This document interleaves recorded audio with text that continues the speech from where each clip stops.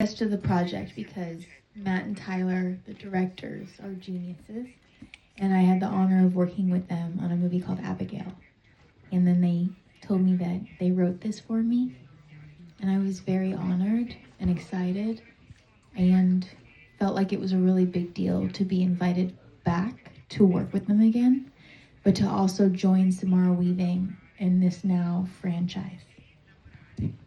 I think for me, I was a big fan of the original and got a phone call, and they said that Matt and Tyler, the original directors, were going to do a sequel.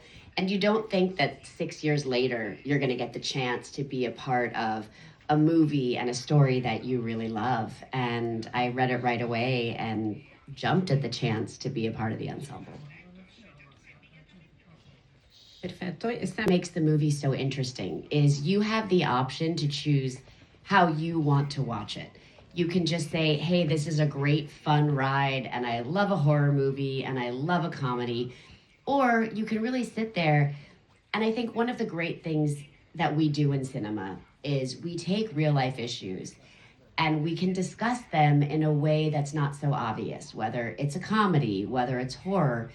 And in this one, we use both the comedy and the horror to sort of make a statement on this desire for power, what people will do to not only attain it, but to maintain it. And also an exploration of families and different kind of relationships within that structure when you feel that you have obligations to these other people. I hope to bring humanity to any role that I play.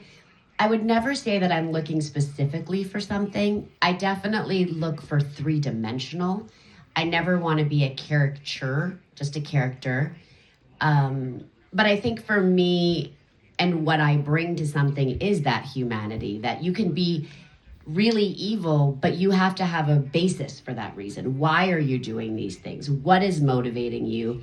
Because if I don't believe what's motivating someone for those decisions, then I can't ask all of you to then believe in what I'm doing. Nerve-wracking at first. When they told us David Cronenberg, I think I was stunned for a minute. And then just really excited. You felt the energy shift when he came to set because we were filming in Canada. So, it was like an extra reverence. And he was so lovely. I wondered if he was going to feel weird not being the director, but he doesn't. He loves filmmaking and he loves the process and he loves watching how Matt and Tyler, our directors, directed. And he just wanted to be treated like one of the cast. And he was game, but he also indulged all of our questions. And, we all asked him questions about films he made, films he loved, films he didn't like. We asked him to give us direction in the scenes. He wouldn't. He said, I'm just your castmate. But we just felt so lucky. These things aren't annoying at all, thank goodness. They've never, so much has improved in our business, but these things have never gotten better. It's like you think that they could put a chip in our head that would just automatically translate, but not yet. Soon. One day. Soon. They have the earphones to do that now. But So those are two very different questions to ask in one sentence. Yeah. Look. Goodness. It's a tragedy. It's a tragedy when you lose anyone at any point. It's a bigger tragedy when you lose someone way sooner than needs to be. This business is very tough. And we've had, I think, it feels like we've had more tragedy than other shows, but that's probably not the case. It just feels that way because it's personal. Yeah, and it's, it's in our faces. But he was an integral part of Buffy, and that never goes away. And I think as actors, we talk a lot or think a lot about legacy. And he brought so much joy to so many people on that show, and that lives on. And that's the truth. And I'll let Kathryn take the, thank you. Thank you. I will let Kathryn take the other one because I think the answer is pretty much the same for all of us. How lucky am I to be on this press tour with Sarah Michelle Gellar, right? Well, to answer your other question about the most fun scene, what a tough one. What we enjoyed the most. I enjoyed our ensemble scenes the most because we have a killer cast. Elijah Wood, Sean Hattasey, Nestor, and as you'll see, some other people that you may not be familiar with and that are going to steal your hearts. And the ensemble scenes are really where we got to hang out the most and just talk and make jokes and experience each other as humans. So those are my favorite scenes. Being the villain is always way more fun. That's just the truth. But I've been lucky in my career that I've been able to do both, that I was able to be a hero, but then still be Kathryn in Cruel Intentions, and I think still give her humanity. So I feel very fortunate that audiences seem to sort of accept me as both. But that's the duality, right? None of us are all good and none of us are all bad. Well, maybe there's a few people that are all bad, but we don't need to speak about them.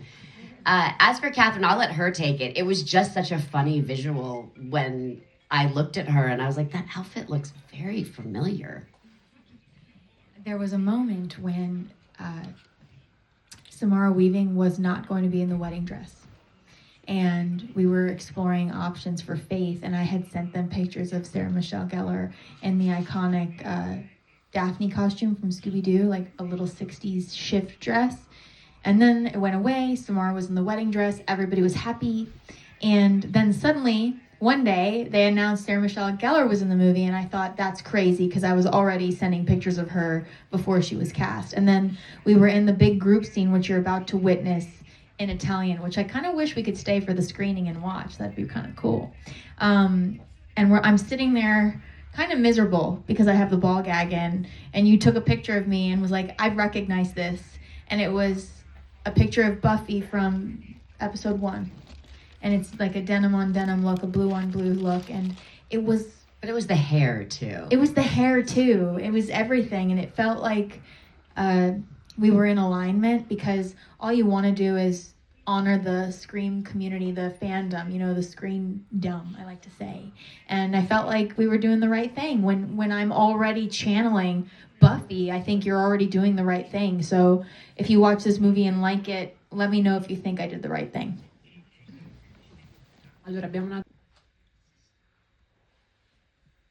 I love doing my own stunts, and this movie really gave me an opportunity to show off my physical ability as an actress, and it was one of the most fun things I had doing with a wonderful actor. Sean Hattasey is incredible to work with and to watch in this movie. You're going to see an amazing character, and what he brings to this is beyond what's necessary. And again, that goes back to Matt and Tyler, our directors, who pick good people. They pick people who are excited by acting. And a genre film is something where all of you right now today, we know someone's going to explode, right? Everybody knows there's going to be an explosion. There's going to be a lot of blood. But you don't know how, and you don't know when, and you don't really know how we're going to show you this. So I'm really grateful that I have the chops to run around and do these fight scenes, and I think we give you quite the show here. You let me know, once again, after you watch it, what you think.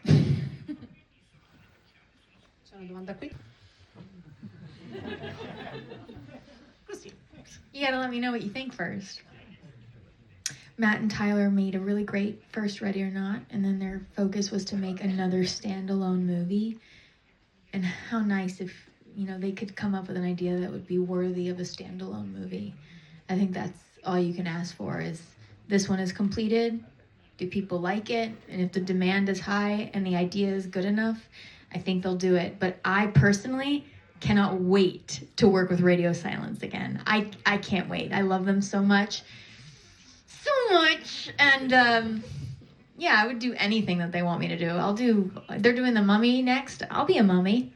Call me. Hey, get in line. I already put my request in for that one. We can both be mummies. I don't know if I could sit that long in makeup, though. I'll do it for Radio Silence. So we were acting like we had siblings. And started on a show, Yeah. All My Children. And had experience with siblings. It's fascinating.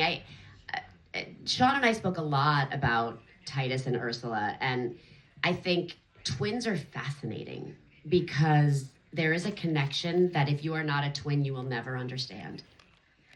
And I also think I've known a lot of people like Ursula and Titus who were raised in the shadow of a prominent parent, raised to be the next generation of them. And you really don't have an identity all your own because your identity is simply to be your parent. I'll find this eventually. And now Ursula already had only half an identity being a twin, and then the other half of her identity was to be her father's soldier. And now she finds herself in the place where she has waited her entire life, where her whole life is built upon this moment. And it's in this moment that she's realizing she's not the person who she believed she was. He's not the person he believed he was. And that tie, that twin tie, is getting further and further apart. And I think that is a very interesting exploration for her and what motivates her within this movie. Kathryn's experience, obviously, is a very different sibling relationship. So, Samara Weaving plays my sister in a phenomenal tour de force performance that you probably saw in the first Ready or Not, and now we do it again in this one. And now there's me to cause some problems, make some jokes, and be the annoying little sister. The directors, Matt and Tyler, kind of parent trapped us. They told each of us, like, hey, she'd be great in the movie. Like, what do you think? And they set us up at a party, and immediately we had worked together on a movie called 3 Billboards Outside Ebbing, Missouri, also a Searchlight movie a couple years ago, but didn't share any screen time. So our dynamic was very easy to find.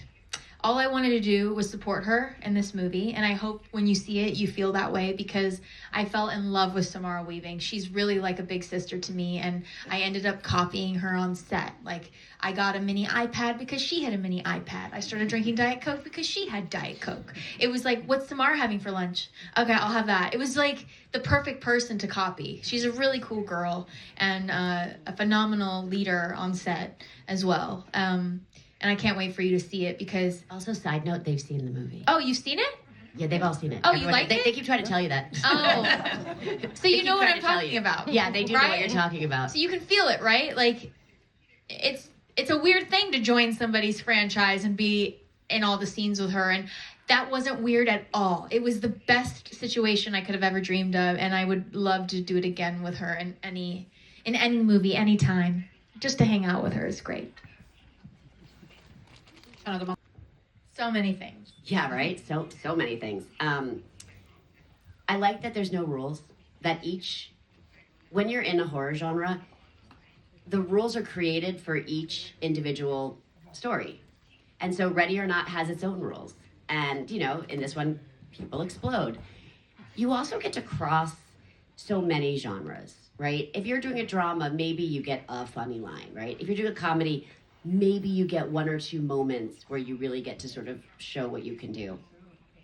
When you do these movies, you get to do it all, right? You get to be funny, you get to be dramatic, you get to do action, you get to do, gore, you get to sort of cross all that. So it's sort of like doing everything in one. So that would probably be part of the reason why it was so much fun. For me, it honors the creativity and the collaboration that I think filmmaking is. Like, sometimes I have an idea for someone else. Sometimes I have an idea and the director say yes, and then they give it to someone else. Like, it's a real team effort, and maybe people don't realize it because it's a horror film. They don't think of it that way, but every movie I do is the same process, and working with Matt and Tyler has been such a gift because it makes me more excited to be an actor. It's one thing to do a job, and then it's another when they make you feel so appreciated and they trust you, and I trust them. As soon as I saw the movie the first time, I called them and I thanked them because they edited me so well. Because I try so many things because I trust them. So I give them something that may not work. I might do something that's really funny. I might do something that's really sad. Like she said, you can't do anything wrong. You can take so many risks in a movie like this because you don't know how it's going to edit together. And Matt and Tyler, they're like a big warm hug, and they're the best audience. I always say, when you're little and you're like with your best friend and you're like putting on a show for your relatives in your living room, that's them.